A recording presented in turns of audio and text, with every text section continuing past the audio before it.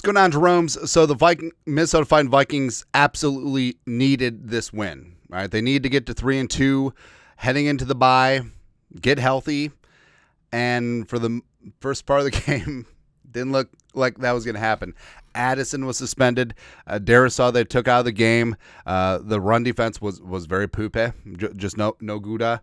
And the offensive line was a bunch of dudes from High V night shift against Myles Garrett, Malik Collins, and Mason Graham. But by God, somehow, some way, no pun intended, since it's the Browns and the Cardiac Kids, but the Vikings got it done. Just absolute balls to the wall, heroics at the end. The Vikings win 21-17. That is without doubt the worst dub ever, but it was a dub. Right? Ugly wins still count as wins, man. That's right. And Jordan Addison, who was the GOAT, as opposed to as in the person that was blamed for being missing a walkthrough, according to Kevin O'Connell. Was he out sightseeing? That's what I want to say. Was he just swept up in all the British culture and history and heritage that he just lost track of time? I want that to be the case. But then he became the GOAT, greatest of all time, at the end. Actually, he's standing next to the GOAT, Justin Friggin Jefferson. Also, I never want to hear like any more talk. T. Higgins and Jamar Chase, I bet. No. Vikings are on their backup quarterback, too. Look what they're doing. Yeah, no problem. And also, beating the Browns, it's not for everyone.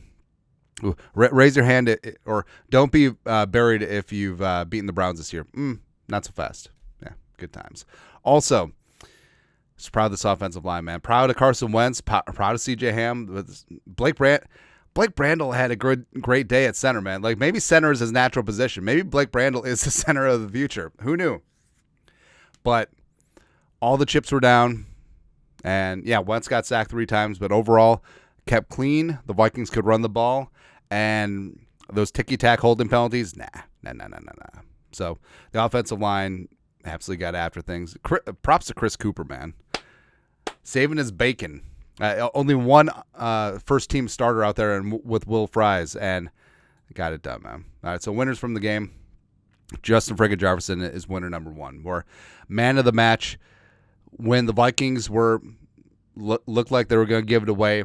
Just put this team on his back. 7 for $123 on 11 targets, including that huge third down conversion down the field. And just impressive. And I don't want to hear any more talk of, what about A.J. Brown? What about Jamar Chase? No. 1-1, best wide receiver of all time, and also Jordan Addison. Just suspended, not much of a factor in the first half, but in the fourth quarter got things done, including the game-winning catch, body control, getting himself in the end zone, 5 for 41, and a touchdown. Just good. Also had a big-time block on a nice Jordan Mason run. So stop missing meetings. That's all. But if you're going to miss meetings, you have to score game-winning touchdown. That's the trade-off. The mishmash offensive line, just props, man. Especially when they sub Darisaw out, which I don't agree with. If he's healthy, he plays. If he's not healthy, he doesn't play. That's what it should be. But just I don't even know what the hell is going on with this offensive line, where you're in a foreign country, everything is bad, nothing is going to work, and then you come out and you put Myles Garrett in witness protection. You handle Mason Graham. I mean, Malik Collins got a little loose, sure, but just amazing. Just really damn good. So props to School. Well, School got cooked on a sack, but it is what it is. Props to Brandel. Props to Huber, who had kind of a rough day. Props to Rouse stepping in on short notice, and it's just really damn good. Also, props to Carson Wentz. Like, Wentz was a warrior out there today, man. Wentz was out there. He got popped, had the shoulder issue, put on a brace at halftime, and that was a vintage, like Joe Cap, Tommy Kramer, never say die type performance. That was like J.J. McCarthy in the fourth quarter against the Bears week 1. And there will be a quarterback controversy that will broil over into the bye week. Whatever happens, because the Vikings are going to have a good offensive line, healthy again. Kevin O'Connell seems to be getting his groove back, play calling, and then you have Wentz, who's been impressive. You have J.J. McCarthy, who's been impressive as well at times. So there's no real bad decision. You have two quarterbacks, you have none. No, you have 2 good quarterbacks. That's what it is. But battered, which is fitting for all the fish and chips over there. But 25 of 34 for 236 and the game-winning touchdown. 9-9 on the final drive. Let's go. Cam Akers threw for a touchdown to Josh Oliver, where this was such a stupid and wild game where Cam Akers throwing a touchdown to the backup tight end is like the 27th most noteworthy thing about this game. Crazy, man. Jonathan Grenard. So Grenard's not going to show up big in the stat box, but 5'8" was just out there making plays. When the Vikings needed a huge stop on 3rd and 1, Grenard just came in from the weak side. Superman Judkins. It's good. Trying to get pressure all day, every day. Basically created that pace sack for him. It was good. Kevin O'Connell's play calling definitely came around. Like where the running game was working, quick game was working. He was dialing up, and he didn't get complacent.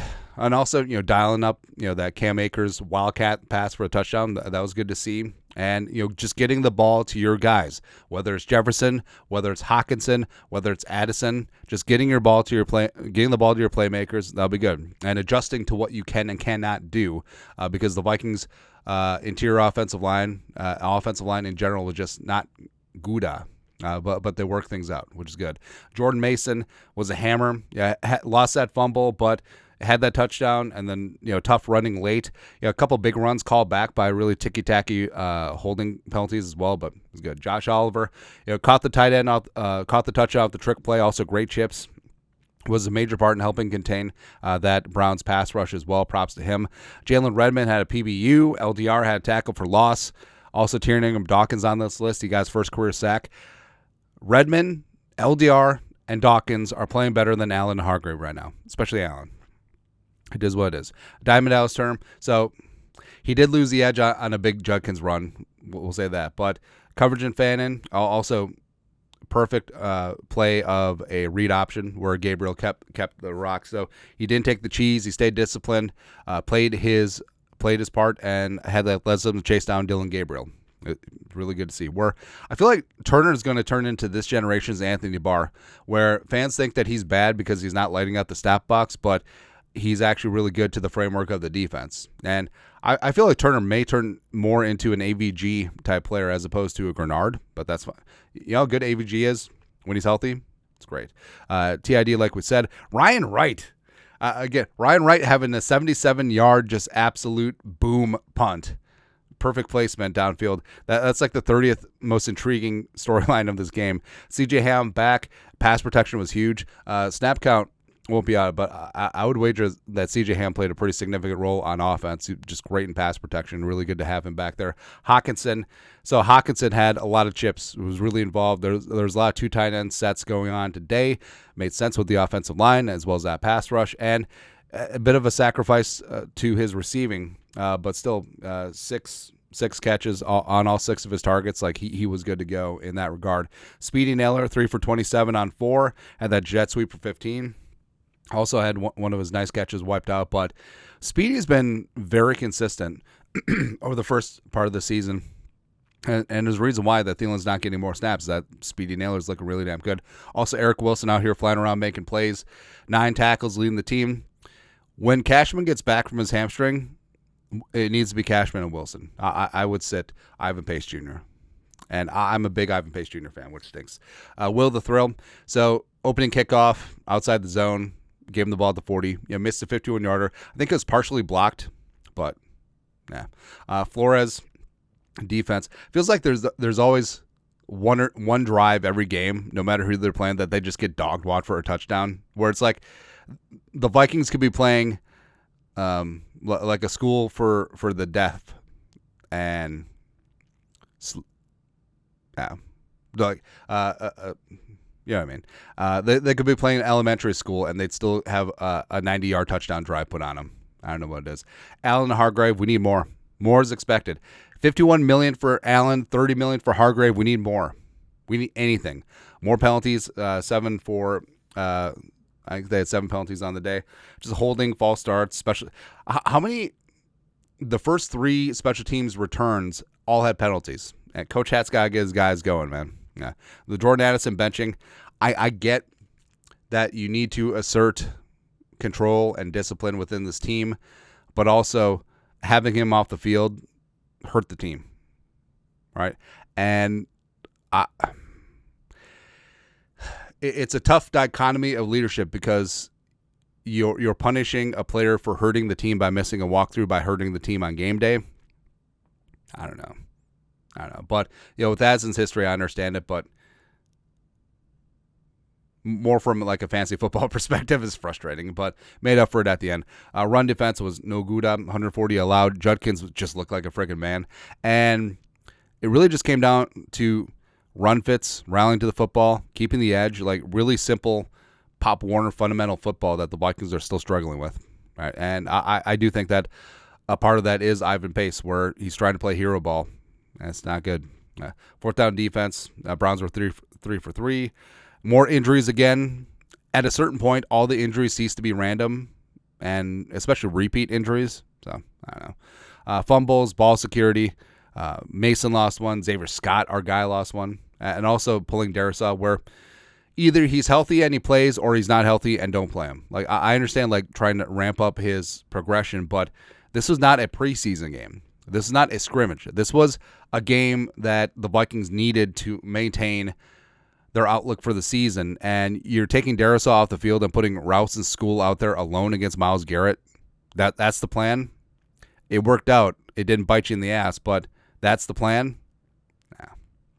No. But as we said, ugly dub, still an ugly dub, and the Vikings do get to the bye 3-2, healing on up, and then they got the gauntlet: Eagles, Chargers, Lions, Ravens. So Eagles, Chargers, Lions. Well, here's what's going to happen. Vikings will beat the Eagles. They'll beat the Chargers. They'll beat the Lions. They'll beat the Ravens. They'll lose to the Bears at home. Because football is stupid. Yeah. Anyways, that's it. That's it. Winners and losers. Vikings get it done over in London. 5-0 in England. Let's go. Let's go, man. You guys are the best you know what to do. Skol, production value.